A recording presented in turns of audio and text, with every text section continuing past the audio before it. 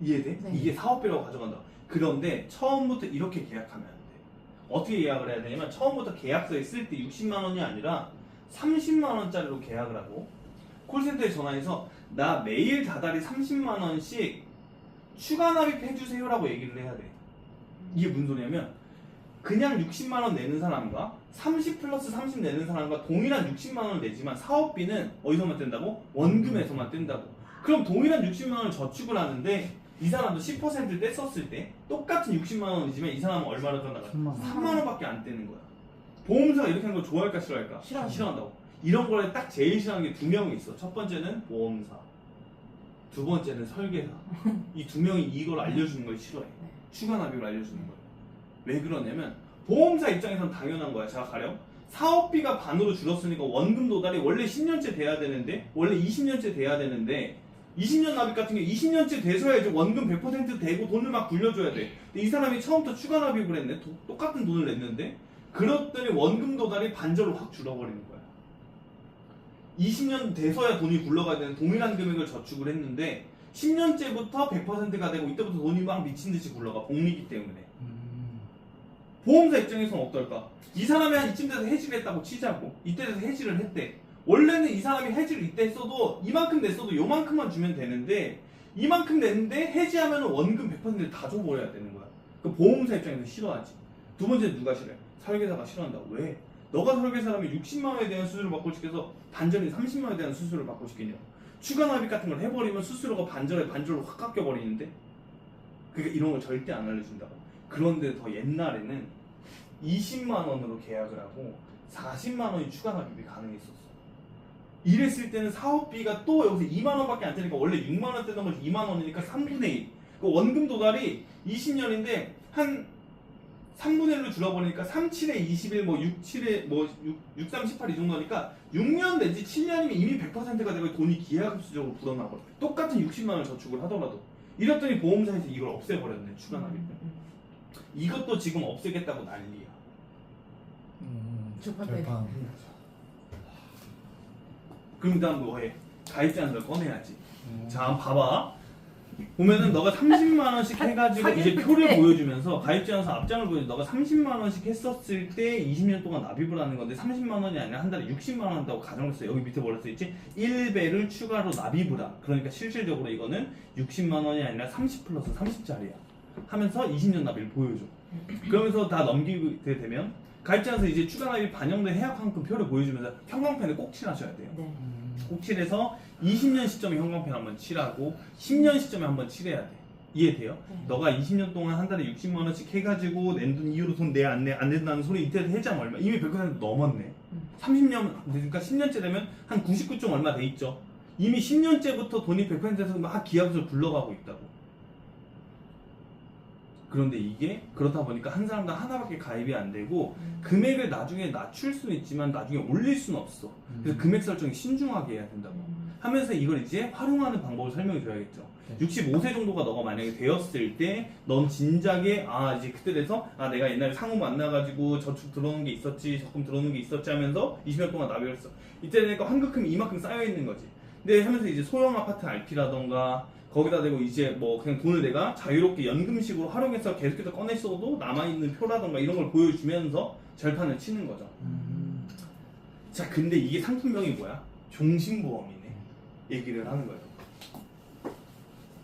그 왜 종신보험이냐? 자, 복리라는 건 시간 곱하기 원금 곱하기 이율입니다. 이자가 아니에요. 이율이에요.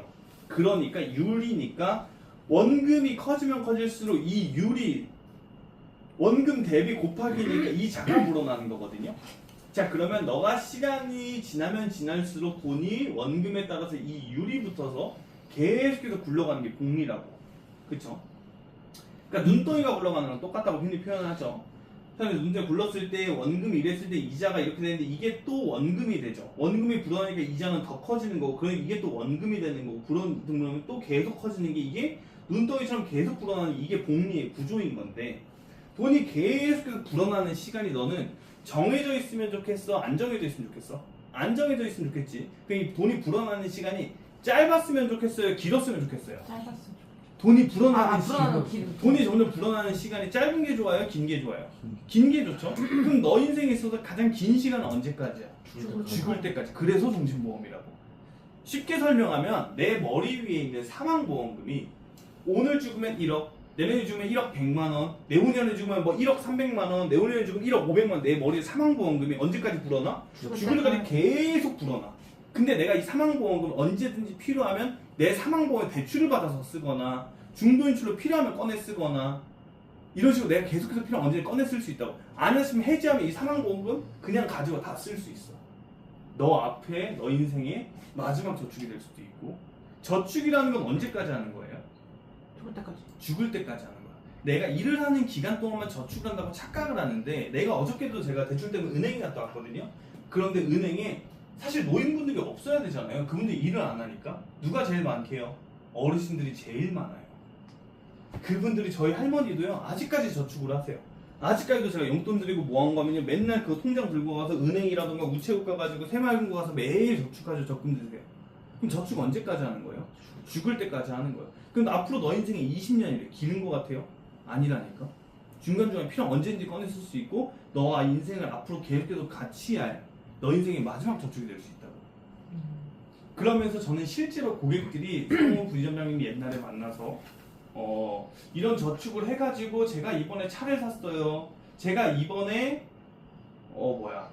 집 사는데 계약금이 필요했는데 여기서 중도인출 써가지고 계약 잘 했어요. 감사합니다라는 카톡이 너무 많아. 오늘도 있었어요.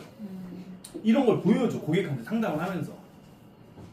그럼 안 할 이유가 있어, 없어? 없죠. 없죠? 해야지. 그 내가 일한 지 오래됐고 뭐 했고 그랬던 사람들 자 보세요.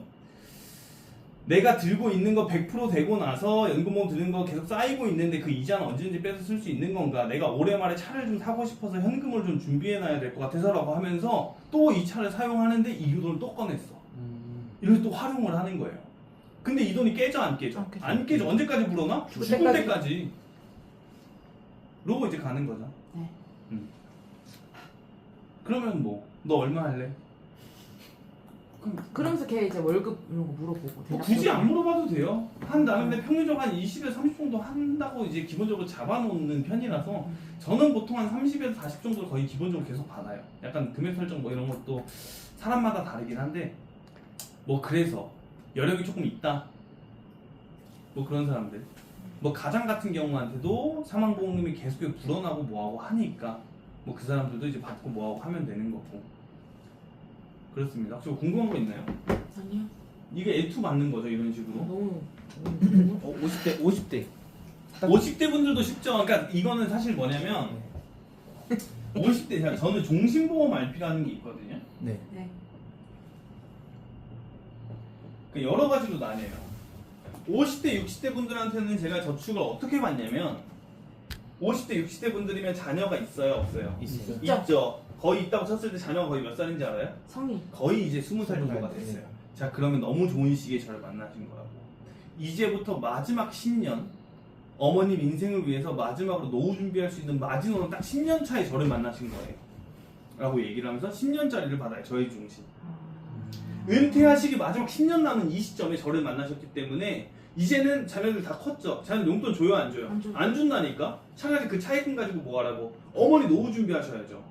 근데 내가 앞으로 마지막 은퇴까지 한 10년 혹은 7년 정도 남았는데 이 기간 안에 만약에 내가 혹여라도 그런 게 없어야 되는데 사망하거나 뭐하거나 하게 되었을 경우 자녀들의 장례 비용이라던가 이런 것들도 걱정이 있을 수 있다. 그래서 어떤 식으로 준비를 하시는 게 좋냐면, 제 고객분들 중에서 55세 분들, 50대 분들 이런 분들은 거의 다 이걸로 많이 하시거든요. 하면서 저축은 뭐예요? 상품 세일즈가 맞아. 보장은 뭐만 믿으면 돼? 나만 믿으면 돼. 저축은 뭐만 믿으면 돼? 상품만 믿으면 돼요. 내가 이 정도 냈었을 때 이 정도 쌓여 있겠구나 하면서 저희 정신 10년짜리나 7년짜리나 5년짜리 보여줘. 앞으로 마지막으로 고객님, 어머니 노후 준비할 수 있는 마지막 연금이라고. 이거라도 하나 있으면 든든하실 거라고 하면서, 만약에 어머니가 한 달에 뭐 50만 원씩 7년 동안 은퇴하시기 전까지 뭐 30만 원씩 7년 동안 요걸 납입을 하셨어요. 7년 동안 내가 내고 내서 이때 돼서 내가 해지를 해. 그래도 내가 낸 돈만큼 준다고. 근데 이때 돼서 굳이 해지 안 해도 될 것 같고 국민연금도 나오고 뭐하고 하게 되면 한 3년만 지나면 이자가 120%라고.